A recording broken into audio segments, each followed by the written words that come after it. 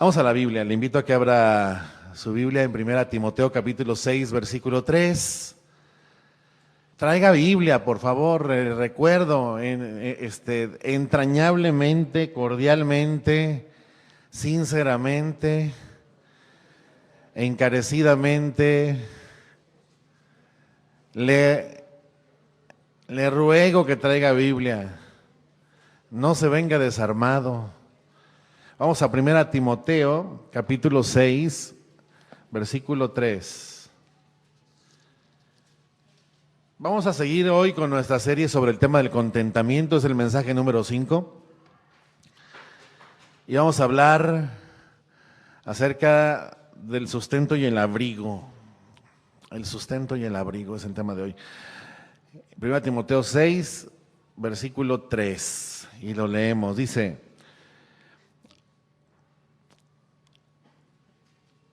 si alguno enseña otra cosa y no se conforma a las sanas palabras de nuestro Señor Jesucristo y a la doctrina que es conforme a la piedad, está envanecido, nada sabe y delira acerca de cuestiones y contiendas de palabras, de las cuales nacen envidias, pleitos, blasfemias, malas sospechas, disputas necias de hombres corruptos de entendimiento y privados de la verdad, que toman la piedad como fuente de ganancia. Apártate de los tales. Pero gran ganancia es la piedad acompañada de contentamiento. Oremos. Señor, estamos nuevamente aquí reunidos, Señor, ante ti. Gracias por el privilegio que nos das de poder adorarte juntos y ahora también de recibir tu palabra. Haznosla entender, Señor. Haznos capaces de recibirla, Señor, por tu Espíritu Santo. Ese es nuestro ruego, Señor. Que produzca en nosotros la vida verdadera que en ella hay. Tu palabra, Señor, es lámpara a nuestros pies y lumbrera a nuestro camino. Que así sea, Señor, en el nombre de Jesús. Amén. Bueno, pues leíamos ahí de estos que enseñan otra cosa y que toman la piedad como fuente de ganancia. Bueno, Pablo, el apóstol, escribiéndole al joven pastor Timoteo, está describiendo aquí a hombres que están descontentos, hombres que están insatisfechos, hombres cuya búsqueda no es agradar a Dios y por eso no están satisfechos, que Dios satisface el corazón del hombre regenerado. Y esta insatisfacción se muestra en lo que ellos buscan a través de lo que hacen, que es ganar dinero. Toman la piedad, dice allí, como fuente de ganancia. Y eso, según nos dice ahí el apóstol Pablo, provoca problemas, ¿sí? Provoca envidias, provoca pleitos y provoca malas sospechas. Esto entre los hermanos, ¿sí? Y esto es seguramente porque el que anda buscando enriquecerse con la fe de la gente, enseñando por precio, enseñando por ganancia, normalmente presenta a la gente un mensaje que también a la gente la mueve a la codicia, al querer más. Mueve a la gente a la insatisfacción y por supuesto pues de allí a las envidias, a los pleitos, a las malas sospechas entre los hermanos. Aquellos que siguen a Dios y que pretenden estar sirviendo a Dios, pero lo hacen con ánimo de lucro, que toman la piedad como fuente de ganancia, son como aquellos hombres que un día, usted lo recordará, seguían a Jesús para hacerle rey, un día después de que el Señor había alimentado a aquellos 5,000. Y lo andaban buscando por ganancia. Lo andaban buscando pues para que les diera de comer otra vez. Estos falsos maestros de los que habla ahí el apóstol Pablo procurarán con sus enseñanzas que la gente los siga a ellos en sus propias motivaciones. O sea, de la abundancia del corazón de ellos habla su boca en lo que enseñan. Y mueven a las codicias. Y no es raro encontrarse con personajes así a lo largo de toda la historia de la iglesia. No es raro que quienes buscan a Dios por ganancia y sirven a Dios o pretenden estar sirviendo a Dios por ganancia, también le enseñen a la gente a seguir a Dios por ganancia, ¿sí? Por interés.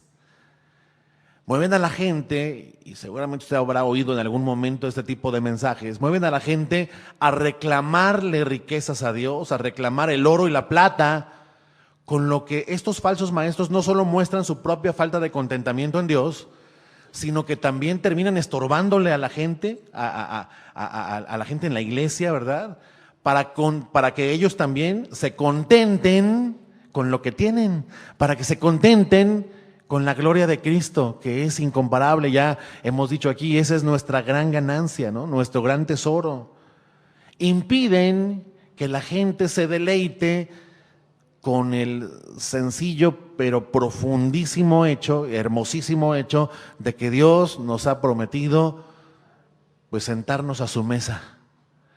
¿Se acuerda que la semana pasada hablamos de este muchacho, de este hombre joven, Mefiboset, ¿verdad? Cuyo contentamiento era sentarse sencillamente a la mesa del rey David, que le había hecho misericordia.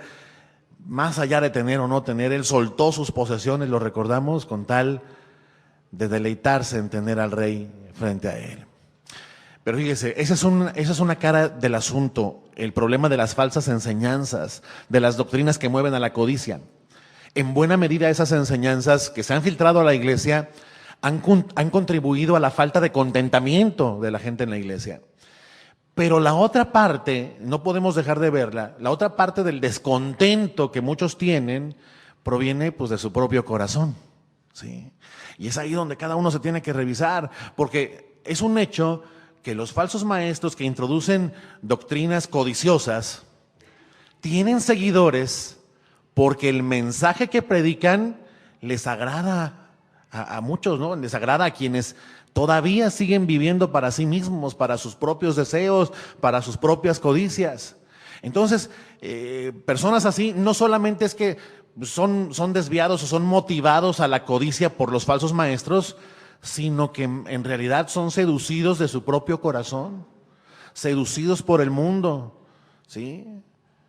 Y Pablo está hablando de esta triste condición y habla de que los que enseñan así por ganancia están, junto con los que le siguen, envanecidos, dice ahí, están envanecidos. Envanecidos significa que se hacen inútiles para el propósito que es proclamar el evangelio y proclamar a Cristo. Estos, dice también, nada saben, o sea, ignoran la verdad, ¿sí? Pueden hablar mucho y emocionar a las masas, pero ignoran la verdad de la salvación, ignoran a Jesucristo, ignoran el propósito de su sacrificio, el propósito de la cruz. Y luego dice ahí que incluso hasta deliran. Cuando dice que deliran, Pablo lo que expresa es que estos hablan locuras y aún se pelean por tratar de demostrar que la Escritura dice lo que no dice acerca de las riquezas. ¿Sí? Que este tipo de enseñanzas, tanto por parte de los maestros como de quienes creen en ellas, hacen que la gente se obsesione, fíjese bien, que la gente se obsesione con palabras o con términos que aparecen allí en la Biblia y a los cuales tratan de sacarle un significado que no tiene o tratan de aplicar de forma fuera de su contexto. Por ejemplo, leen que Cristo, siendo rico, se hizo pobre para que nosotros en su pobreza fuésemos enriquecidos, y entonces apuntan su corazón, sus ojos, sus baterías hacia el ser enriquecido materialmente. O encuentran en la Escritura, porque está en la Escritura, la palabra prosperidad y siempre la interpretan como mucha lana, mucho dinero. Cuando, y ya hicimos un estudio alguna vez a ese respecto, la palabra que aparece en español como prosperidad, sobre todo en el Antiguo Testamento, que es donde más aparece, se traduce la mayor parte de las veces más como crecimiento o desarrollo que como dinero, posesiones. Y Pablo entonces lo que está haciendo es contrastar esta condición tan triste de los que enseñan por ganancia, de estos que dice que están envanecidos y nada saben y deliran y se pelean y producen envidias y pleitos y malas sospechas, con otra condición que es en la que ahora nos vamos a enfocar, y que es la que se refiere cuando habla en el versículo 6, diciendo, si me acompañan ahí lo leemos, dice, pero gran ganancia, o ese es el contraste, pero gran ganancia es la piedad acompañada de contentamiento.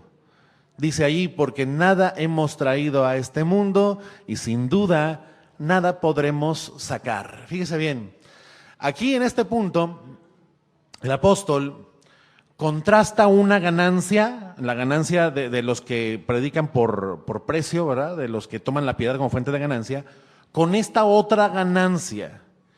Mientras quienes enseñan falsedades o doctrinas orientadas a la codicia andan inútilmente tras de Dios, supuestamente tras de Dios por ganancia, nosotros tenemos que poner nuestros ojos en esta otra gran ganancia, lo que habla de que es una ganancia superior o mayor que la que aquellos enseñan. Y esta ganancia, aquí Pablo nos habla de cuál es la piedad acompañada de contentamiento. Bueno, vamos por partes. ¿Qué es ahí la piedad? Ya sé que es una ciudad de Michoacán, pues es otro asunto. Pero la piedad ahí se define como ser devoto a Dios, por supuesto. La piedad, fíjese bien, es nuestra actitud de ir en pos de Dios o detrás de Dios, buscando agradarle, ¿sí? Haciendo aquello que a Dios le agrada. Eso es piedad allí. Esa palabra piedad, de hecho, pues sintetiza muy bien en qué consiste la vida del creyente mientras está en la tierra. Ir tras de Dios buscando agradarle, ¿sí? Ir tras de Dios buscando agradarle. De hecho, este mismo versículo, pero en la traducción en el lenguaje actual, la Biblia parafraseada, dice lo siguiente, dice, es verdad que dedicarse a Dios es una manera de ganar mucho, pero en el sentido de vivir contento cada uno con lo que tiene. Así dice. Y otra versión parafraseada, la palabra de Dios para todos, dice, por supuesto, la devoción cristiana hace que nuestra vida sea mucho mejor. Esa es la ganancia. Pero solo cuando uno está contento con lo que tiene. Y ahí es donde entramos al segundo elemento de la afirmación. Dice, la piedad acompañada de contentamiento. Es como una receta, ¿sí? El contentamiento, pues ya lo hemos visto, es esta satisfacción, esta plenitud, este gozo que el creyente mantiene y que es independiente de las circunstancias. O sea, que no depende de los hechos, que no depende de lo que uno tiene o del estado en que uno está o de las condiciones por las que uno está atravesando en la vida. Sí. O sea, la piedad más el contentamiento, ir tras de Dios buscando agradarle, satisfechos de tener lo que tenemos, lo que Dios pone en nuestra mano. Y luego agrega allí, porque nada hemos traído a este mundo y sin duda nada podremos sacar. Mi hermano, noticia de última hora, hasta el día de hoy nadie se ha llevado sus posesiones más allá de este mundo, ¿sí? A la vida que sigue, sea el cielo o sea el infierno. Y aunque pudiera, ¿para qué le serviría? ¿No? O sea, llevarse alguna posesión al cielo no le añadiría ni servicio ni complacencia al que se la lleva. Porque en la presencia de Cristo, el creyente pues ya lo tiene todo. Y si se la llevara al infierno, pues se chamuscaría en 5 minutos, ¿verdad? O sea, no podría aliviar en nada los sufrimientos inagotables del que está sometido ya al castigo eterno. Nadie se ha llevado sus cosas a los miles y miles de siglos que le quedan de vida. ¿Sí? O sea, a veces perdemos esa perspectiva, ¿no? Trabajamos con ahínco y con tesón y con dedicación y con sangre, sudor y lágrimas para conseguir los tesoros de este mundo y se nos olvida invertir para la vida en la cual vamos a pasar la eternidad, un tiempo que ya no se va a agotar. Recuerdo un chiste que una vez vi por ahí sobre un hombre de estos bien avaros, ¿verdad? Bien codiciosos, que era muy rico y que les pidió a sus secretarios, a los que le llevaban sus asuntos, que cuando lo enterraran con todo su dinero y pues, las posesiones que cupieran allí. Sí, o sea, con todo lo valioso que tengo, por favor, o sea, y dejó instrucciones precisas a 3, 4 de ahí, de sus asistentes, para que así fuera. Y el día de su muerte llegó, y los que manejaban sus tesoros se pusieron de acuerdo para darle sepultura, pues cumpliendo la última voluntad del ahora difunto, colocando en sus manos un cheque a su nombre, por supuesto, equivalente al valor total de sus pertenencias. Dijeron, pues allá él si no lo quiere cobrar. Y pues se repartieron entre ellos lo que quedó, ¿no? Sus pertenencias y su dinero. Pues se quedó aquí, ese no se puede ir. Y digo, pues qué bueno, ¿no? Que no se puede uno llevar nada. Fíjese, si en realidad es angosto el camino, la verdad es que uno no puede llevar mochila, ¿verdad? No puede uno llevar cargando nada, ¿no? Aunque alguno fuera enterrado con sus pertenencias y su dinero y ese cheque incobrable, o sea, le serviría para lo mismo, o sea, para nada. Job dijo, desnudo salí del vientre de mi madre y desnudo volveré allá. ¿Verdad? O sea, ya la muerte. Jehová dio, Jehová quitó, sea el nombre de Jehová bendito. O sea, lo único que queda al final es si tienes a Dios o no. ¿Sí? Y dice Pablo, gran ganancia es vivir para Dios. En eso, de hecho, hay verdadera felicidad. ¿Sí? En eso y en guardar uno su corazón de las codicias de este mundo para conformarse uno con lo que uno tiene, para vivir con lo que uno tiene. ¿Sí? Gran ganancia es la piedad, gran ganancia es vivir para Dios. Jesús lo entendía así, lo decía así, y vaya que nos dejó ejemplo para que siguiéramos sus pisadas, hay que seguir ese ejemplo. Él decía, yo tengo una comida que ustedes no conocen. Sí. Y hablaba de lo que le causaba plenitud y gozo. Dice, mi comida es hacer la voluntad del que me envió y completar su obra. Esa es mi comida. O sea, si a placeres vamos, no hay ningún placer que se pueda comparar con andar toda la vida en pos de Dios. Sí. Y todavía más ganancia si le sumamos a eso el contentamiento. O sea, la convicción, ¿verdad? De tener uno lo suficiente para esta vida. Y dice el versículo 8 en 1 Timoteo 6. Así que, dígalo conmigo, vamos a decirlo fuerte. Así que, teniendo sustento y abrigo, estemos contentos con esto.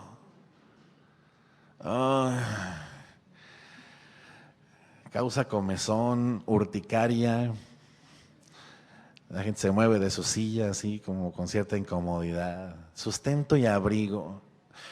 Pues bueno, ¿qué es sustento y abrigo? Eso es obvio, ¿verdad? Sustento es la comida. ¿Sí lo entiende así, verdad? Y el agua, por supuesto, la bebida. Sustento. La palabra griega se la traduzco para que la entienda si quiere. Alimento suficiente para nuestras necesidades recurrentes, o sea, de todos los días.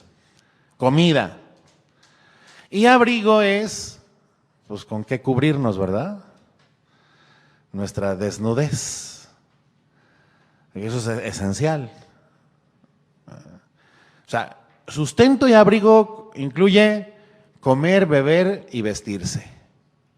Fin de la historia. Necesidades básicas. Algunos aquí agregan pues, medicinas, ¿verdad? Porque por las medicinas pues, la vida es sustentada.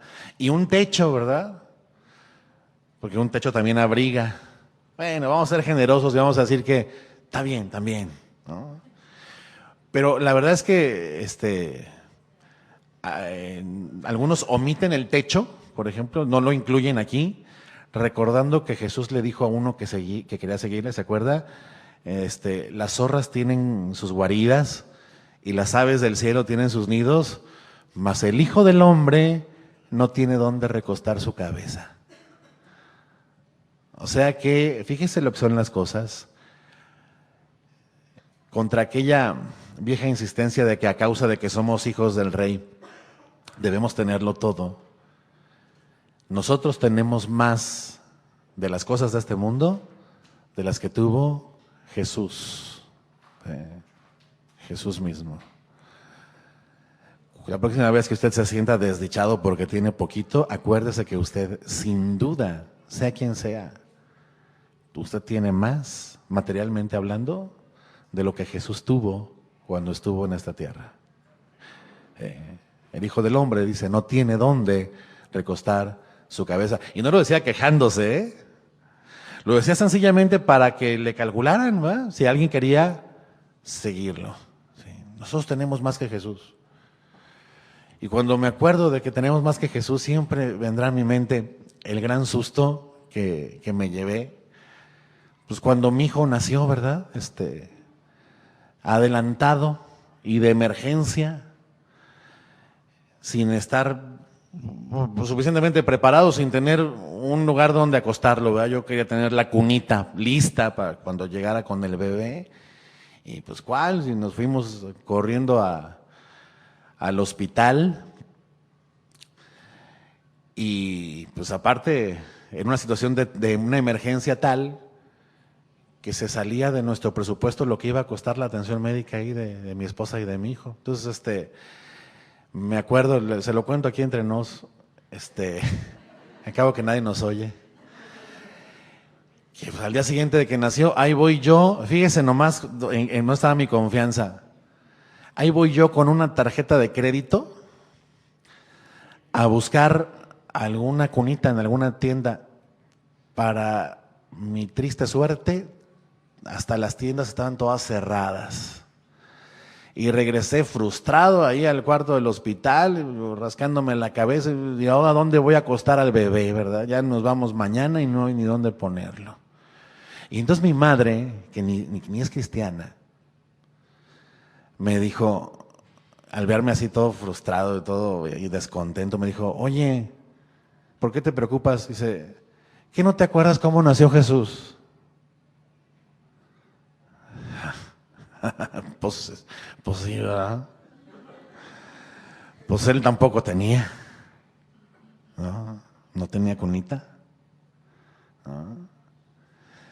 A las 2 horas nos llegaron con regalos, ¿verdad? Y teníamos de repente ahí ya hasta 2 opciones para escoger dónde dormía el bebé, un Bambineto y un Moisés bien lindo. 2 horas, el Señor suplió. Y si así no hubiera sido, pues ahí estaba nuestra cama. ¿Que nuestra cama no era mejor que el pesebre? Pues sí, ¿verdad? Según sus propias palabras, el Señor Jesús, Rey del universo, vino a morar entre nosotros sin comodidades. Él no tuvo un lugar al cual pudiera llamar mi hogar. No lo tuvo. Y entonces el Señor Jesús lo dice cuando expresa, el Hijo del Hombre no tiene dónde recostar su cabeza, como invitándonos a calcular el costo de seguirle, ¿sí? El costo de seguirle. No se nos prometen, y a esto voy, no se nos han prometido a nosotros recompensas o seguridades terrenales abundantes. No se nos han prometido eso. Se nos ha prometido algo mayor. Se nos ha prometido vida verdadera y eterna en Cristo Jesús. Costó aquella cruz. Eso es lo que se nos prometió. Y bueno, claro, en su evidente gracia, el Señor nos da mucho más de lo que se comprometió a darnos, siempre. Pablo, el apóstol, de hecho, llama a Dios en su carta a los Efesios, en Efesios 3:20, le dice, aquel que es poderoso para hacer todas las cosas mucho más abundantemente de lo que pedimos o entendemos, Y luego dice, según el poder que actúa en nosotros. O sea, nos ha dado más, pero además podemos estar contentos con lo que tenemos porque hay un poder en nosotros por el cual Pablo decía, todo lo puedo en Cristo que me fortalece, que pues no era una frase como para pensar que te pusieras a dieta, ¿verdad? Yo todo lo puedo en Cristo que me fortalece, o que voy a vender mi casa porque todo lo puedo en Cristo que me fortalece. No. Todo lo puedo en Cristo que me fortalece es esto. Dios nos da fuerzas y nos da sabiduría para conformarnos cualquiera que sea nuestra situación, sea de abundancia o sea de escasez. Contentos con lo poco y contentos con lo mucho. Igualmente agradecidos en ambos momentos con Dios. Teniendo sustento y abrigo, estemos contentos con eso. Comida, agua y ropa. Ni siquiera dice mucha ropa, ¿verdad? Es lo indispensable. Ahora, tal vez a usted le parezca poco, porque la verdad es que el corazón humano pues, siempre quiere más. El hombre tiende a no conformarse con lo que tiene, y la mujer, por cierto, igual. ¿Verdad? Y entonces por eso vemos al mundo vivir a toda prisa y con pasión, tratando de acumular y acumular y acumular, pero puras cosas que se descomponen o se pudren o pueden ser robadas. Vemos a la gente invirtiendo sus vidas en lo que se destruye y no como estamos llamados nosotros ahora a invertir nuestras vidas en lo eterno, en lo que no se destruye. Pero vemos que esta tendencia del corazón humano también está entre nosotros en la iglesia, y aún vemos a hermanos nuestros exigiéndole a Dios la plata y el oro, ¿verdad? Pues ahí dice que tú eres el dueño del oro y de la plata, ¿verdad? Pues nos las debes, Señor. Tú nos lo prometiste, dicen. Yo no sé qué Biblia leen. Fallan ignorando las Escrituras. ¿A qué está obligado Dios? Sí. Y vaya, ni siquiera con nosotros, consigo mismo, porque Él honra su propia palabra. Sus compromisos Él los hace consigo mismo. Cuando hace una promesa dice, vive Jehová, ¿verdad? Vivo yo que, ¿verdad? Se jura a sí mismo, no teniendo a alguien mayor por quien jurar. Se compromete consigo mismo a cumplir todo lo que promete. Sí. Pero luego nosotros pretendemos que Dios está obligado a cumplir también lo que no prometió. ¿Prometió Dios amplias riquezas a los creyentes? Yo pregunto, ¿cuál es el compromiso que Dios hizo consigo mismo para con todos nosotros que esperamos en Él? ¿Cuál es el compromiso?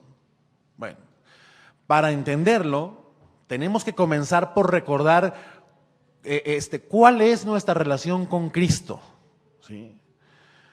Que nuestra relación con Él, según la Escritura, es la de siervos o esclavos que renuncian a su vida para obedecer al Señor. Señor, que significa amo o dueño. Ya no vivo yo, decía el apóstol Pablo, ¿verdad? Sino ahora Cristo vive en mí, ¿no? Yo ya no. Y así lo expresa la Escritura en múltiples porciones. Le cito, por ejemplo, 1 Corintios 6:19, yo se lo leo.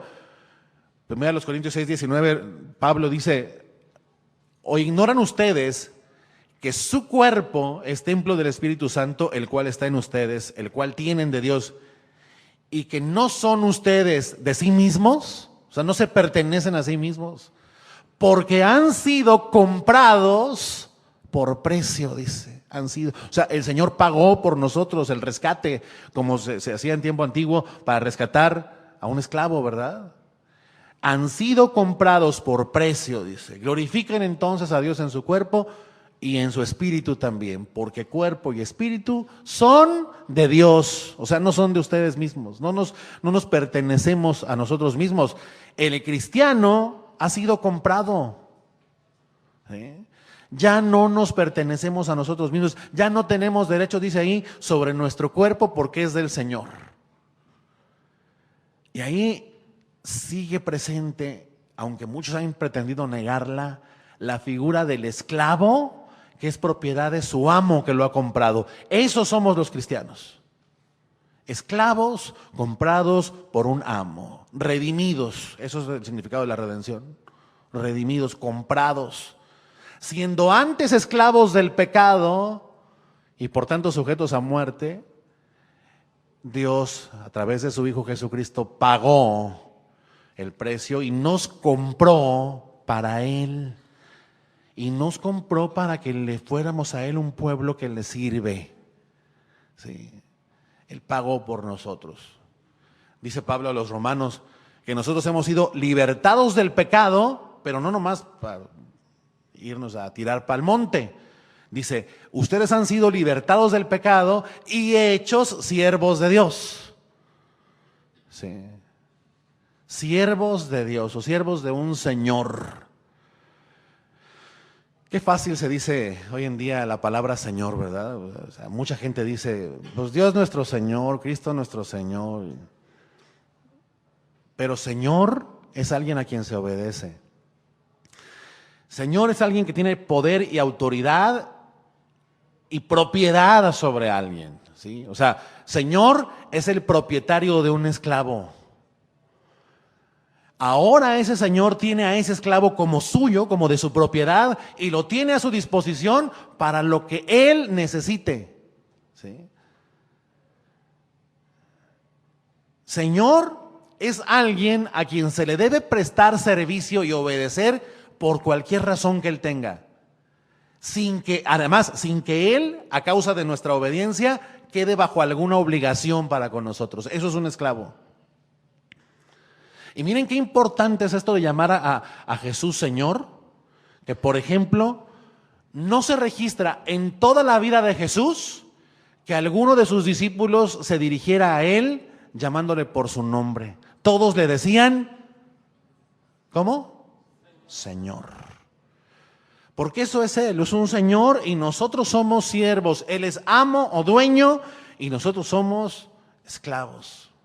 Cualquiera que se inconforma con amargura por esto, lo único que deja claro, pues es que no ha sido rescatado, que no ha sido comprado, ¿verdad? Que no ha creído en Cristo. Pero decíamos, hoy se llama ligeramente a Jesús Señor, ¿verdad? Aunque no se le obedezca. En otros tiempos llamar a Jesús Señor costaba la vida. O sea, decir Él manda y yo obedezco se pagaba con la muerte. Los romanos pretendían ser ellos señores y amos y dueños de las personas, ¿verdad? De los judíos. Por eso hoy, como no tenemos esa situación social, ya no entendemos bien lo que dice Romanos 10:9 cuando dice que si confesares con tu boca que Jesús es el Señor y creyeres en tu corazón que Dios le levantó de los muertos, serás salvo. Dicen, pues si confesares, pues a ver, confiesa, repeat after me. Repite conmigo esta oración, ¿verdad? Y serás salvo. No habla de eso, no. Confesar con la boca y creer con el corazón no es el bla, bla, bla de un loro. No habla de una repetición. Habla de una manifestación pública de nuestra fe. ¿Sí? Una manifestación pública de una convicción interna. En los tiempos del primer siglo, la iglesia primitiva, la gente decía, Jesús es mi Señor, y era llevada al matadero. Ellos decían, Él es mi amo y a Él le obedezco, ¿no? Y no tengo problema en decirlo, por eso dice, si confesares con tu boca. O sea, si no te avergüenzas de mí, ¿verdad? El que me niegue a mí, dijo el Señor, yo le negaré también delante de mi Padre. Pero el que no se avergüence de mí, yo tampoco me avergonzaré de él delante de mi Padre. De eso habla esta declaración de que el que confiesa con su boca, el que no se avergüenza, el que tiene a Jesús por Señor y lo declara y además lo deja claro en sus acciones. No tengo un problema en decir que Jesús es mi Señor y que a Él le obedezco y lo seguiré diciendo y lo seguiré obedeciendo, aunque eso me pueda producir desventajas, problemas y aún la muerte. Cristo es mi Señor. Tengo convicción de su señorío y de mi condición propia de esclavo suyo. ¿Sabe qué pasa? Que cuando hablamos de esclavitud, nosotros en esta cultura, en esta sociedad que nos tocó vivir, pues no entendemos muy bien de qué se trata, ¿no? Estamos muy lejos de comprender bien a bien la vida de un esclavo y por qué un esclavo tenía que ser rescatado, ¿verdad? Entre nosotros la esclavitud fue abolida hace un montón de tiempo, casi 200 años. Pero para los primeros creyentes, mis hermanos, para ellos era muy claro lo que significaba que Jesús era el Señor, porque ellos todavía tenían como práctica común en su alrededor, lo convivían con la esclavitud. Y alguien dirá aquí, hasta este punto que estamos hablando de esclavitud, oye, pero pues la esclavitud es mala, ¿verdad? Bueno, pues si hasta se han librado guerras y se ha derramado sangre para abolir la esclavitud en las sociedades modernas, ¿cómo me sales ahora con el discurso de la esclavitud como algo bueno? Pues sí, ciertamente hoy como forma de vida en la civilización actual es un modo de vida ya inaceptable, pero hay que entender la esclavitud en el contexto en que nos lo presentan las Escrituras. La esclavitud de la que hablan las Escrituras, la esclavitud no solamente se tolera en las Escrituras, sino que además, fíjese lo que son las cosas, la ley de Dios reglamentó la esclavitud. Pero todo esto tiene un contexto que hay que entender muy bien. Fíjese bien, en los tiempos antiguos, primero, la esclavitud existía casi en todo el mundo. No hay pueblo en el que no haya habido esclavitud. Pero específicamente en Israel, la esclavitud fue tolerada y hasta reglamentada por necesidad. Fíjese bien, de este modo, a través de pagar por un esclavo, un hombre con recursos, un hombre poderoso, podía salvar del hambre y de la desnudez a los extranjeros. A estos les convenía ser tomados por esclavos y ser puestos al servicio de un amo quien suplía sus necesidades esenciales. Los esclavos no tienen paga, pero son alimentados y son vestidos, son sustentados. ¿Sí? De hecho, fíjese, tan es ese el propósito de la esclavitud reglamentada en Israel, que la ley de Dios les proporcionó a los esclavos protección legal y protección humanitaria que estaba muy por encima pues, de la práctica de la esclavitud de otros pueblos que se enseñoreaban de la gente y molían a palos hasta matar a sus esclavos como dueños que eran. No, en Israel no. Hay que recordar que los esclavos en Israel ciertamente eran tenidos como propiedad de sus dueños, pero había una ley que los protegía. Por ejemplo, el amo no podía matar, pues porque quiso, ¿verdad?, a su esclavo. ¿Sabe cómo pagaba un amo el matar a un esclavo? Con su propia vida, fíjese. O sea, aquí no es el enseñorearse para destruir, sino para salvar, ¿se fija? Es un modo de salvar a aquellas personas que siendo extranjeros no tenían, pues vaya, ni con qué comer, ¿no? Era un modo de proteger también a tanta gente de otros pueblos frente a las masacres que se daban en estos tiempos de barbarie terrible, en tiempos de guerra, y también de mantener con vida a muchos en los tiempos de hambre. Ese concepto de la esclavitud, tal cual, es una figura de lo que los creyentes ahora somos respecto a Dios. Sus esclavos y Él un amo, pero un amo que ha pagado por nosotros para bendecirnos, para salvarnos la vida. Si Él no hubiera pagado por nosotros, nosotros habríamos seguido siendo esclavos del pecado y por tanto sujetos a muerte eterna. O sea, más nos vale entender este modo de esclavitud como algo necesario, indispensable y hasta deseable. Dios nos salvó la vida y además nos puso a su servicio, en lo cual también hay gozo. O sea, nos rescató para puro gozo. ¿Sí?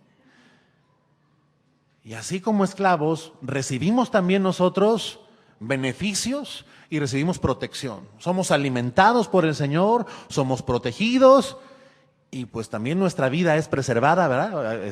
Para eternidad. Así como el amo tenía que preservar la vida de sus esclavos, también el Señor se ha ocupado de rescatarnos para preservar la vida de todos los que somos suyos. ¿Sí? Él es nuestro amo entonces, nuestro dueño. ¿Y cuál es nuestra función entonces? La nuestra, la de servir.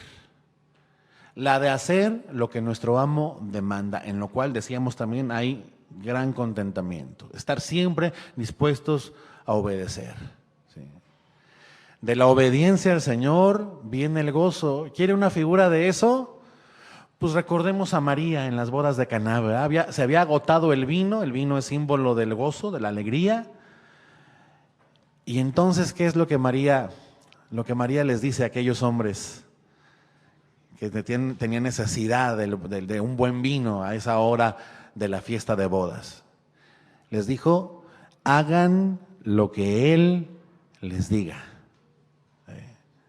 Hagan lo que Él les diga. En hacer lo que Él les diga está encerrado el gozo que les está haciendo falta, ¿se fija?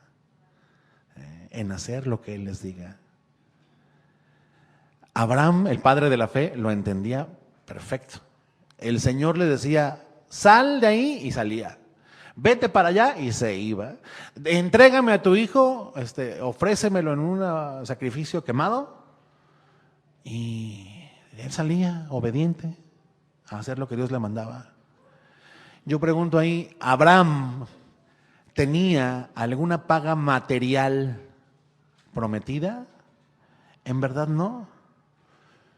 Abraham ciertamente fue enriquecido, pero él lo que tenía de parte del Señor no era una promesa de riquezas y bienes materiales, era una promesa de gracia, ¿sí? De pura gracia. Y el esclavo tampoco, el esclavo en los tiempos antiguos tampoco tenía una paga material prometida o comprometida de parte de su amo, un sueldo, ¿verdad? Tenía específicamente la gracia de ser protegido y sustentado, de recibir sustento y abrigo. Sustento y abrigo. Fíjese. El amo, de hecho, tenía al esclavo como parte de su familia en Israel. Era contado como parte de los suyos. A diferencia del jornalero que recibía pues, un salario, el esclavo era contado como de la familia del amo y como parte de su patrimonio. De hecho, el amo, ojo jóvenes, el amo decidía con quién unir a sus esclavos en matrimonio. El amo les buscaba compañero o compañera al esclavo o a la esclava jóvenes. ¿Entendieron? ¿Sí entendieron o no? Ella sí entendió, ¿cómo no? El amo es el que les procuraba a su compañero. El esclavo, por ejemplo, según la reglamentación, según la ley de Dios, estaba obligado a guardar las fiestas solemnes, a guardar el día de reposo, debía reposar junto con el amo en el día indicado, en el séptimo día, y tenía que ser circuncidado también, se circuncidaba a los esclavos, y estaba prohibido por ley maltratar a los esclavos, causarles daños irreparables, así fuera la pérdida de un diente, ¿verdad? Tenía que pagar con lo mismo el amo, si se sobrepasaba con ellos. Ese es un símbolo del dulce amor de Dios para con nosotros, de su cuidado para con nosotros. Y los derechos del esclavo, pues ya dijimos, comida, agua y ropita. Y un techo bajo el cual vivir, por supuesto. Y nosotros todos nos vemos reflejados ahí. Dios nos llamó a servirle así y Dios nos prometió también esa protección. Lo mejor que el amo hacía por sus esclavos no era tanto que comieran, bebieran y tuvieran ropa, era que los salvaba de la muerte. Y así nosotros. Nuestra ganancia principal no es las cosas que se ven, sino las que no se ven. No es la comida, la ropa, el agua que Dios nos da, sino lo que nos dio antes que todo eso. Por eso la Escritura habla de las cosas materiales como añadidas. Sí. Son añadidas. Qué delicia. Así el Señor, por ejemplo, así como los amos del Antiguo Testamento, ¿verdad? Por ley no debían maltratar a sus esclavos, pues tampoco el Señor nos maltrata a nosotros, ¿verdad? Sino que nos guarda con amor, nos da su protección y nunca nos falta. Sea como sea, siempre tenemos que comer, ¿sí o no? ¿Verdad? ¿Con qué razón decía David, verdad? Joven fui, he envejecido y nunca he visto justo desamparado ni a su descendencia que mendigue pan. ¿Por qué? Pues porque el Señor los cuida, el Señor se ha comprometido a sustentar a los suyos, Él es el sustentador de los suyos y hasta de los que no son suyos, porque si alguien come en este mundo es a causa de que Dios le da. Para que vean el amor de Dios que es tan ancho que alcanza aún para los que no le temen y le obedecen. Pero esa es la promesa, fíjese, no es una promesa de ser enriquecidos materialmente con suma abundancia, es una promesa de comida, bebida y ropa. Vamos a verlo, poniendo un separador aquí y con eso terminamos, en Lucas 17:7. Lucas capítulo 17, versículo 7 nos muestra esto.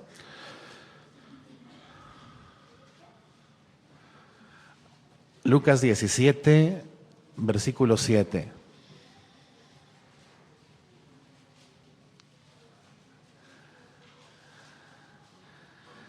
Y lo leemos, dice, ¿quién de ustedes, teniendo un siervo que ara o apacienta ganado, al volver él del campo, luego le dice, pasa, siéntate a la mesa?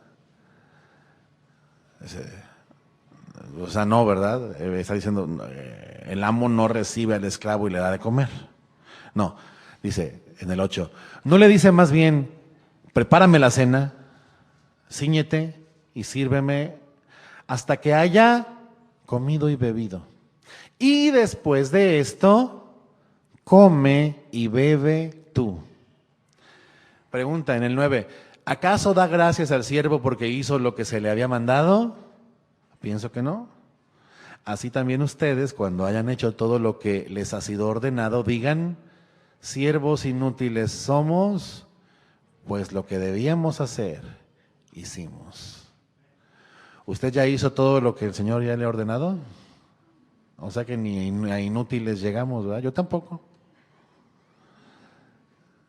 Apenas aprendices de inútiles, es lo que somos. Pero ¿qué enseña Jesús aquí en este pasaje? El Señor muestra aquí que un siervo no debe esperar recompensas especiales por cumplir con su deber. Que el que hace lo que Dios le ordena no es merecedor de homenaje, porque solo está cumpliendo con su obligación para con Dios. Justa obligación está para con Dios. Que el que hace lo que Dios le ordena no es digno de honores y de aplausos por parte de aquel que lo mandó. Hace lo que tiene que hacer. Esto me recuerda a nuestros hijos, ¿verdad? Nuestros hijos cuando nos preguntan, ¿y qué me vas a dar de premio? Porque saqué puros dieces. Pues nada. Porque estás haciendo pues lo que tienes que hacer.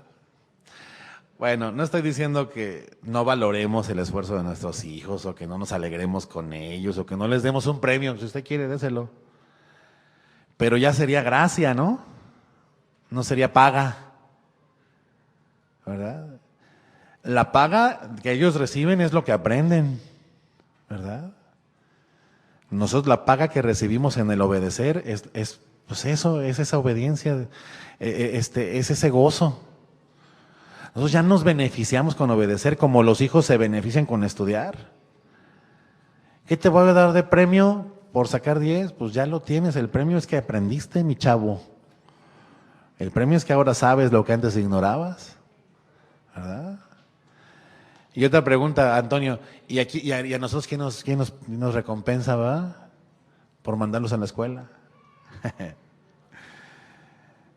No. Pero fíjese, la cosa luego está tan triste que luego sale por ahí que hay niños que quieren que sus papás les paguen por tender su cama o por recoger la ropa que ya les lavamos y les planchamos. Pues no me lo va a creer, pero sí hay niños así. ¿A quién que se les pague? Pero pues aquí adentro de la iglesia no cantamos tan mal las rancheras. Luego, sea lo que sea que hagamos para el Señor, de repente pues, se nos va el rollo y de repente nos hallamos esperando nuestra recompensa. Sí, que el Señor nos dé más porque pues hemos dado más, ¿verdad? Como si no fuera de gracia el pacto que Él ha hecho con nosotros. Pues Él nos rescató para servirle, para prepararle la cena, ¿verdad?, al amo y ocuparse de Él primero, ya que haya comido y bebido. Fíjate lo que dice, ya que el amo comió y bebió, dice, ahora come y bebe tú. O sea, otra vez, ¿cuál es el derecho del esclavo ahí? Pues su comidita, ¿verdad? Y su agüita. ¿El amo le da gracias al siervo como si el siervo le hubiera hecho un favor? No. El amo ni le da una recompensa especial y dice ahí, fíjese lo que son las cosas, que ni siquiera le da las gracias.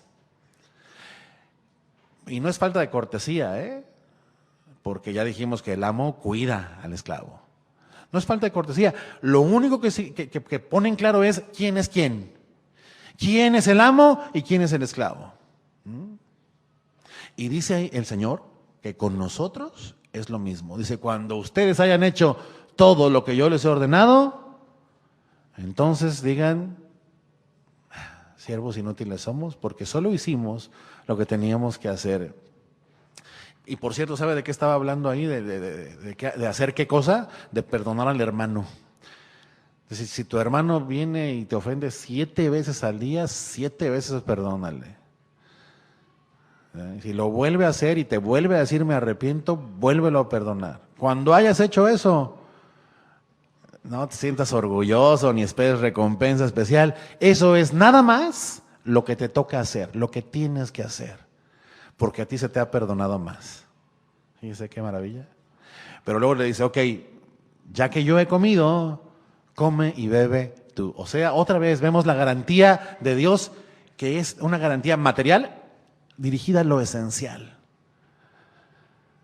No es una vez que me haya servido la cena, espera porque te voy a llenar las manos de riquezas y de joyas y de bienes de este mundo. No, después de esto, después que me haya servido, come y bebe tú. O sea, yo te preservo con vida, eso es lo que significa. O sea, Dios nos sustenta, Dios sustenta nuestra vida. No solamente nuestra vida aquí, sino nuestra vida para eternidad. ¿Sí? Nosotros perderíamos la vida eterna si dependiera de nosotros, pero el amo se encarga de sustentar nuestra vida, la eterna y la temporal también, alimentándonos. Y esa es su garantía material. La comida, la bebida y la ropa. Eso es lo que hace el amo, nos sostiene. Eso mismo, por cierto, hizo, y para que vea que este asunto no es nuevo, este asunto tiene su historia, ha sido el corazón de Dios desde siempre, alimentar a su pueblo y cubrir a su pueblo. ¿Sí? ¿Se acuerda que les dio de comer en el desierto? Por 40 años no les faltó alimentación ni bebida, y aún sus ropas y sus calzados de 40 años ya bien pasados de moda, Si los comparaban con los otros pueblos, no se gastaban. Dios les hizo que les duraran sus prendas que llevaban desde Egipto. Comida, bebida y vestido. ¿No les faltó? Y luego, acompáñame a ver esto, porque también está muy interesante en Deuteronomio 18:1. Vamos rápido. Para que veamos lo que hizo con sus sacerdotes y con los sacerdotes levitas, lo que les prometió a ellos, que ellos hacían un servicio pues, mayor que el de los demás, o al menos más dedicado, más amplio que el del resto del pueblo. Y uno diría, bueno, pues a estos les prometió las riquezas, ¿verdad? Es decir, si me sirven en mi tabernáculo y en mi templo, yo los llenaré de joyas y de oro y de cruceros por el Caribe, lo que quieran. Uno podría tender a pensar así. Pero vean lo que dice aquí, Deuteronomio 18, versículo 1. Dice, los sacerdotes levitas, es decir, toda la tribu de Leví, que fueron apartados para Dios, no tendrán parte ni herencia en Israel. De las ofrendas quemadas a Jehová y de la heredad de él, ¿qué dice? Comerán. Bueno, no tendrán pues heredad entre sus hermanos. Jehová es su herencia, como él les ha dicho. Y dice, será el derecho de los sacerdotes de parte del pueblo, de los que ofrecieren en sacrificio buey o cordero. Darán al sacerdote la espaldilla, las quijadas y el cuajar. Versículo 4. Las primicias de tu grano, de tu vino, de tu aceite, y las primicias de la lana de tus ovejas le darás. Porque ha escogido Jehová tu Dios de entre todas tus tribus, porque le ha escogido Jehová tu Dios de entre todas tus tribus, para que esté para administrar en el nombre de Jehová y sus hijos para siempre. Repasemos la lista, mis amados. Buey, cordero, las partes que tienen bastante que comérseles. Grano, vino, aceite y lana. Y lana no es dinero ahí, es un modismo nuestro. La lana de las ovejas. ¿Para qué es la lana de las ovejas? Para hacerse ropa, ¿verdad? Para vestirse. ¿Qué encontramos ahí? ¿Qué prometió el Señor a sus sacerdotes? Comida, bebida y ropa. Comer, beber y vestirse. O vestirse, beber y comer como quiera. Otra vez. Lucas 10:5. Lucas 10:5. Vamos a ver al Señor enviando, acá ya vamos al Nuevo Testamento, el Señor enviando a sus 70 discípulos a predicar, a prepararle camino al Señor. Estos también son llamados a servirle como los sacerdotes del Antiguo Testamento. Estos también reciben una comisión pues, de parte del Hijo de Dios para servirle. Aquí sí habrá joyas y pantallas de plasma, Full HD, 72 pulgadas, que ni cabe en la casa, pero está chila. Lucas 10:5. En cualquier casa donde entren, primeramente digan, paz sea esta casa. Y si hubiere allí algún hijo de paz, la paz de ustedes reposará sobre él, y si no, se volverá a ustedes. Y posen o quédense en aquella misma casa, ¿qué dice? Comiendo y bebiendo lo que les den, porque el obrero es digno de su salario.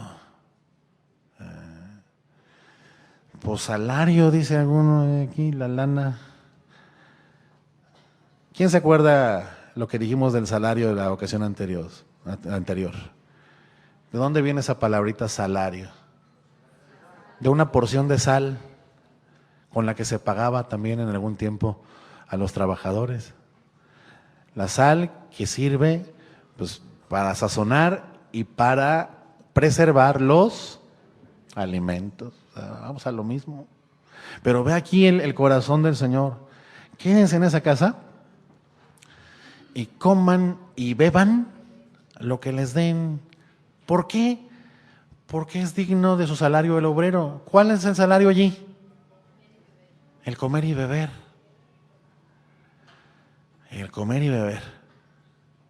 ¿Se fija? Es una constante, o sea, no es una cosa aislada así de que nomás está aquí y acá. Está en toda la Biblia, encontramos esta garantía material del amo a sus esclavos que somos nosotros. Sí. Al principio leíamos, retomo, a Pablo, diciéndole a Timoteo, que los falsos maestros toman la piedad como fuente de ganancia. ¿Y sabe qué es lo que algunos de estos falsos maestros argumentan cuando se les acusa, como Pablo los acusa allí, de que predican por precio y que están buscando enriquecerse, que están haciendo lo que hacen por codicia? Ellos dicen, no, acuérdate que la Biblia dice que el obrero es digno de su salario. Pero ahí estamos viendo lo que significa el salario. El salario es lo esencial otra vez, comida y bebida. No se está refiriendo a tener lo suficiente como para gastarse 35,000 pesos diarios en la ahora famosa tienda de Neiman Marcus. Yo ni sabía que existía esa tienda, no me lo va a creer. Pero ahora, gracias a la maestra, aprendimos que Neiman Marcus es una tienda donde venden lo más caro que hay en el mundo, ¿verdad? Sí. Pero ¿sabe qué? Que el problema es que muchos creyentes están esperando eso del Señor, que los mande a Neiman Marcus. Pero cuando dice que el obrero es digno de su salario, habla de la paga de un jornal, o sea, de un día de sustento. El obrero es digno de recibir su sustento de ese día. El obrero es digno de ser alimentado y cubierto ese día. Ahí su salario además es comer y beber lo que les den. O sea, no pongan peros, ni hagan pucheros, ni pongan mala cara. Los misioneros, cuando mi esposa me cuenta, iban allá a Oaxaca y les daban tamales de iguana, y pues se los comían, ¿verdad? Pues igual con todos nosotros, aunque no seamos misioneros, porque todos de alguna forma lo somos en este mundo. Lo que el Señor nos dé, pues eso nos comemos. ¿Sí o no? ¡Ay, otra vez arroz! Así dice mi hijo todavía. Tiene que ser corregido. ¿A poco su hijo no dice eso? ¡Ay, es que eso es lo mismo que comimos ayer! Bueno, pues se entiende que un niño de 8 años, 9, pues diga eso. Pero pues no un creyente maduro, ¿verdad? De 20 y tantos, 30 y tantos, 40 y tantos, 50 y tantos y Oscar.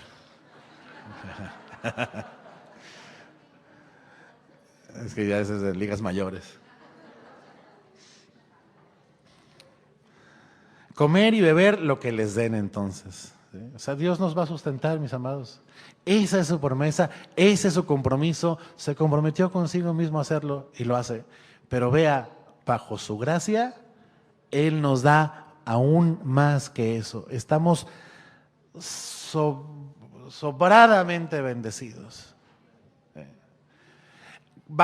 Ya viéndolo así, cobra total sentido lo que leemos en Mateo 6:25. Y si que no lo habla, nomás lo voy a repasar para que lo escuchemos desde esta perspectiva. Por tanto les digo, dice Jesús, no se afanen por su vida, que han de comer, o que han de beber, ni por su cuerpo, que han de vestir. ¿Se fija otra vez las tres cosas? Ahí están: comida, bebida y vestido. ¿No es la vida más que el alimento y el cuerpo más que el vestido? Miren las aves del cielo, que no siembran, ni ciegan, ni recogen en graneros, y su Padre Celestial las alimenta. ¿No valen ustedes mucho más que ellas? Por cierto, no está diciendo que no trabajes, ¿verdad? Las aves no siembran ni hacen esas cosas, pero sí salen por su comida, ¿eh? O sea, no se las manda al nido. Hay que salir por ella. Bueno, 27. ¿Y quién de ustedes podrá, por mucho que se afane, añadir a su estatura un codo? ¿Qué significa esa frase ahí? ¿Quién de ustedes podría prolongar su vida llenando un granero para que no les falte qué comer? Pues van a vivir lo que Dios les permita vivir. ¿Con el granero lleno o con el granero vacío? Van a vivir porque Dios los sustenta. ¿Verdad? Pero luego, fíjense, ahora que hablábamos de la maestra, ¿verdad? La señora Gordillo. Y no quisiéramos aquí escarnio de ella porque también me parece que no es no es lo que debemos hacer. Pero es muy interesante su caso porque aparecieron por ahí algunas personas que dicen que personas como ella, que salieron de la pobreza, ella viene por allá de Chiapas, de una situación familiar difícil, dice que luego, cuando llegan a hacerse de poder o de bienes materiales, compran tanto porque sienten que en algún momento pueden volver a perderlo todo. Y llenan, por ejemplo, sus refrigeradores de comida que ni en 2 años se comerían, pero se aseguran. Y tienen sus closets de blancos llenos de cobijas, por si acaso, por si hace mucho frío, porque no quieren volver a tener las carencias de las que provienen. ¿Sí? Pero esto no nos habla de alguien que es víctima de las circunstancias. O sea, ninguno de nosotros diga, ay, pobrecito de mí, sí es cierto, por eso soy así. No, esto de lo que nos habla es de una falta de fe, de una falta de confianza en aquel que nos provee, de una falta de confianza en Dios. Por eso vemos a una señora así, gastando, pues eso, sacaba las cuentas ayer, 35,000 pesos diarios en una tienda de lujo. Pues ¿para qué? Pues para que no le vuelva a faltar como le faltó. Dicen algunos que han analizado la situación, que es una cosa así, que es un comportamiento común, repetido en personas de ese tipo de extracto. Pero insisto, lo que se ve allí no es una pobre víctima de las circunstancias, es alguien carente de fe, alguien que no conoce a Dios. ¿Usted conoce a Dios? Usted tranquilo. ¿Quién podrá, por mucho que se afane y por mucho que guarde en el refri y en la alacena, añadirle 1 minuto a su vida? Nadie. ¿No? ¿Se acuerda aquel rico insensato, viendo que su heredad producía mucho? Dijo, pues voy a hacer mis graneros más grandes para llenarlos, atesorar ahí. Entonces me tiro a la milonga, ¿verdad? Esta es versión puertorriqueña. A los placeres de esta vida, ¿verdad? Diré a mi alma, come, bebe, regocíjate. Pero ahí hay un comer y un beber que no son los que son de provisión de Dios, sino los que el hombre se busca a sí mismo. Come, bebe, regocíjate. O sea, sentía que tenía tanto que pues no, nunca le iba a faltar. Dice, ¿y para qué quieres todo eso si esta noche vienen a pedirte tu alma? Por mucho que esté tu granero lleno, tú no le vas a añadir 1 minuto siquiera a la vida que Dios ha determinado darte. Y luego dice en el 26-28 de Mateo, y por el vestido, por la ropa, ¿por qué se afanan? Y hasta la quieren de Neiman Marcus. Consideren los lirios del campo, cómo crecen. No trabajan ni hilan, pero les digo que ni aun Salomón con toda su gloria se vistió así como uno de ellos. Y si la hierba del campo que hoy es y mañana se echa en el horno, Dios la viste así, ¿no hará mucho más a ustedes, hombres de poca fe? O sea, confíen.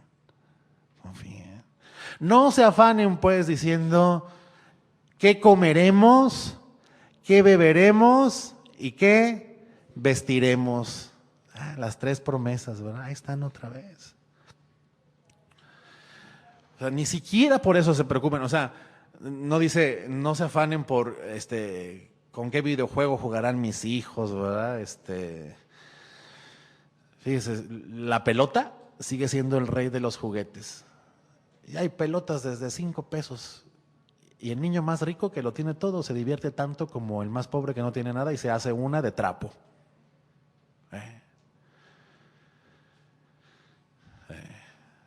No se afanen pues diciendo, ¿qué sistema de cable contrataremos? No se afanen. ¿Y qué bolsos de marca, verdad? ¿Y qué auto conseguiremos? ¿Y qué iPad presumiremos? No, está hablando de lo esencial. ¿Qué comeremos, qué beberemos o qué vestiremos? Porque dice, los gentiles, o sea, los que no conocen a Dios, buscan, como es evidente, lo estamos viendo en las noticias, ¿verdad? Los que no conocen a Dios buscan todas esas cosas, o sea, están ansiosos por tenerlo todo. Pero dice, en el caso de ustedes, su Padre Celestial sabe de qué cosas tienen ustedes necesidad. Sabe que ustedes necesitan estas cosas y se las va a dar, la comida, la bebida y el abrigo.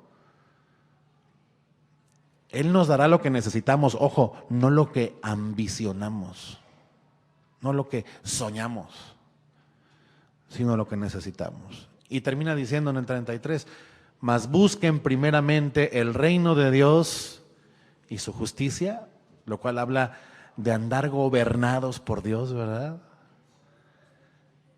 El reino que tiene un rey, ¿verdad? Cristo, habla de un gobierno, ¿verdad? Busquen primeramente andar como esclavos de Dios, ¿verdad? De este amo justo, ocúpense en eso, y todas esas cosas les serán añadidas. ¿Qué cosas?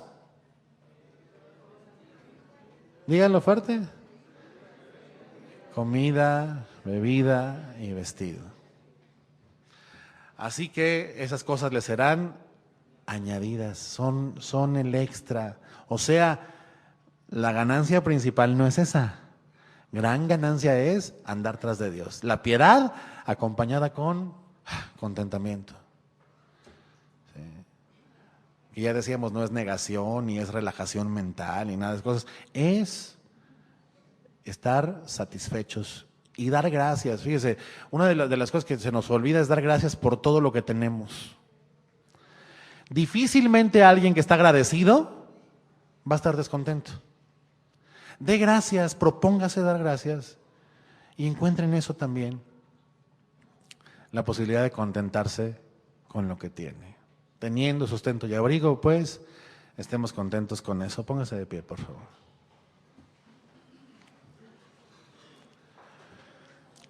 Si nos descuidamos, mis amados, no se me vayan, no hemos terminado aún, ya casi. Si nos descuidamos, de repente nos vamos a meter en una amargura y en un descontento terribles, porque siempre se podrá tener más de lo que uno tiene. Y peor, luego también podemos hallarnos esperando que Dios nos pague más por las cosas que hacemos para Él. Pero piense, mi hermano, cómo el Señor nos va a dar una especial recompensa por andar nosotros en las buenas obras que Él preparó de antemano para que anduviéramos en ellas. Si para eso nos trajo, para eso nos sacó de la oscuridad y nos trajo a su luz, para servirle. Nos trajo con propósito, para eso nos trajo. Él nos compró por precio, pagó por nosotros, nos redimió, como se rescata a un esclavo para rescatarlo de la muerte. Así nos compró el Señor a nosotros, dándose a sí mismo. Vea el precio, no fue cualquier precio. Él se dio a sí mismo en aquella cruz para nuestro rescate. Así que mi hermano, cuando usted, mi hermana, cuando usted se sienta miserable, cuando usted se sienta desfavorecido, desfavorecida, mire a la cruz. Cuando usted esté descontento, inconforme, frustrado, deseoso, codiciando más, mire a la cruz, mire a Jesús. Cuando usted quiera gastar sin límites y encuentra que no lo puede hacer, mire a la cruz, que el Señor lo dio todo sin límites para comprarnos, para darnos gran ganancia, que es el poder siquiera ser contados como suyos y poder andar tras de Él. Porque si no es por ese precio pagado en la cruz, ninguno de nosotros andaría tras de Él. Él es nuestra herencia. Pero ¿cómo podríamos disfrutar de una herencia que no nos ocupamos de ver? Ocupados en lo de este mundo, dejamos de poner nuestros ojos en Jesús y terminamos deseando lo menor, olvidando que hemos sido enriquecidos con lo mayor. Gran ganancia esta piedad acompañada de contentamiento. Pero siempre el corazón tiende a desear más, a querer más. Y estas afirmaciones que hoy hemos revisado sobre el contentamiento y la seguridad del sustento tienen otra cara y la vamos a ver la próxima semana para que esté preparado. Tanto en lo que Jesús dijo en Mateo, en lo que leímos ahorita, como en lo que empezamos viendo, lo que Pablo le dice a Timoteo. Además de lo que hemos leído hoy, hay advertencias. Escuche, dice el Señor Jesús en Mateo 6 también: ninguno puede servir a dos señores, porque o aborrecerá al uno y amará al otro, o estimará al uno y menospreciará al otro. No pueden servir a Dios y a las riquezas. Y Pablo a Timoteo le dice, teniendo sustento y abrigo, estemos contentos con eso, porque los que quieren enriquecerse caen en tentación y lazo y en muchas codicias necias y dañosas que hunden a los hombres en destrucción y perdición, porque raíz de todos los males es el amor al dinero, el cual, codiciando algunos, se extraviaron de la fe y fueron traspasados de muchos dolores. Y a eso vamos la próxima semana.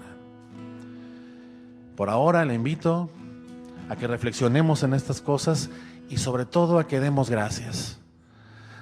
Que demos gracias al Señor nuestro Dios. Gracias, Padre. Dígalo con sus propias palabras. Gracias por tu sustento, Señor.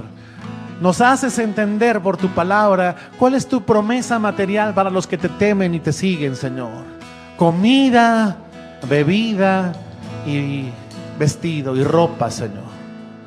Gracias, Señor, porque en verdad eso es lo único realmente que al final de cuentas necesitamos para seguir en este mundo sirviéndote a ti, Señor. Muchas gracias. Tú eres en verdad suficiente para nosotros en todas las cosas. Nos has enriquecido, nos has dado la gran ganancia de poder ser contados como hijos tuyos, como pueblo de tu prado somos y ovejas de tu mano. Y tú, como buen pastor, nos alimentas, nos guardas, nos proteges, Señor. Esto es maravilloso, por lo cual eres digno, Señor, de ser reconocido. Hoy nos presentamos ante ti con gratitud, pero también con dolor, porque más de una vez no nos hemos conformado a tus sanas palabras, ni nos hemos conformado a tu provisión segura, Señor.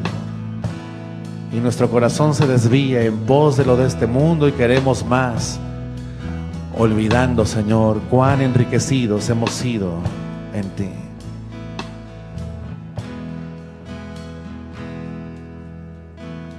Como lo dice tu palabra, aún mejor es estar un día en tus atrios, Señor, allí en las puertas de tu templo, Señor, cerca de ti, que toda una vida sin ti, Señor.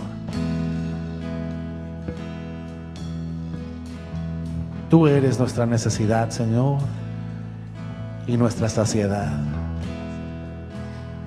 Te tenemos a ti y lo tenemos todo, Señor. Mejor es estar un día en tus atrios que toda una vida lejos de ti. Mejor es tu amor y tu misericordia que todas las riquezas sin ti. Mejor es estar. Mejor es estar un día en tus atrios que toda una vida lejos de ti. Mejor es tu amor y tu misericordia que todas las riquezas sin ti.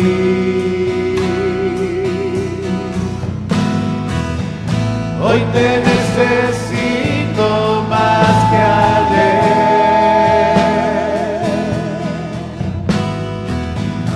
El mañana no sé si vendrá.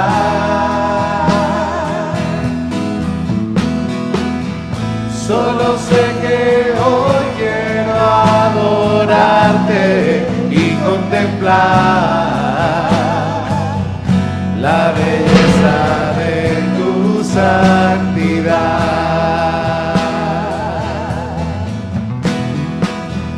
Hoy te necesito más que ayer.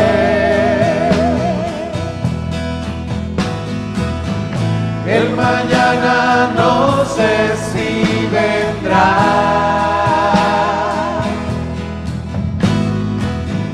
Solo sé que hoy quiero adorarte y contemplar la belleza de tu santidad. Una vez más, por último, hoy te necesito más que ayer. Hoy te necesito más que ayer.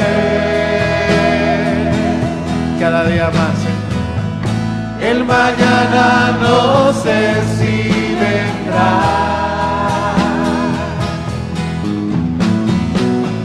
Solo sé que hoy quiero adorarte y contemplar la belleza de tu santidad. Solo sé que hoy quiero adorarte y contemplar la belleza de tu santidad.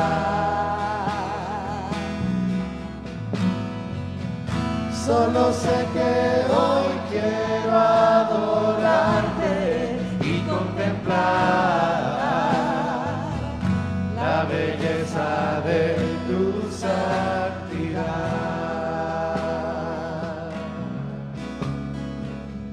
La belleza de tu santidad. Esa es nuestra mayor riqueza, Señor, contemplarte a ti. Belleza de tu santidad. Ríndale un aplauso a Él. Tú eres nuestro proveedor, tú eres suficiente para nosotros, Señor. Gracias, Señor. Gracias, Señor. Gracias, Padre. Gracias. Gloria a ti, Señor.